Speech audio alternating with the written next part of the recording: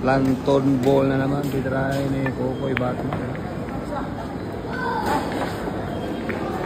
Ayan guys, parang nakukover yung kahon. Ano kayang gagawin ni Batman dyan? Parang gagamit na ng agila si Kokoy. Kung lilipad kaya ang agila ni Kokoy, magaling ba yan kumuha ng kambing yung agila ni Kokoy? Ayan na guys, ginamita ng short. Ayan na.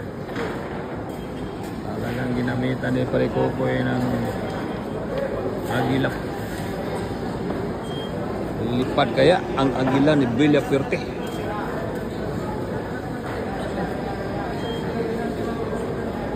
Nakubil yung tira niya. Tingnan natin kung ano yung gagawin niya sa agila.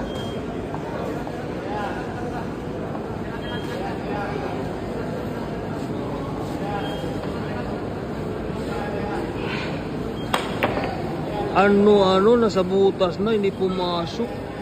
Nakailag yung kambing guys.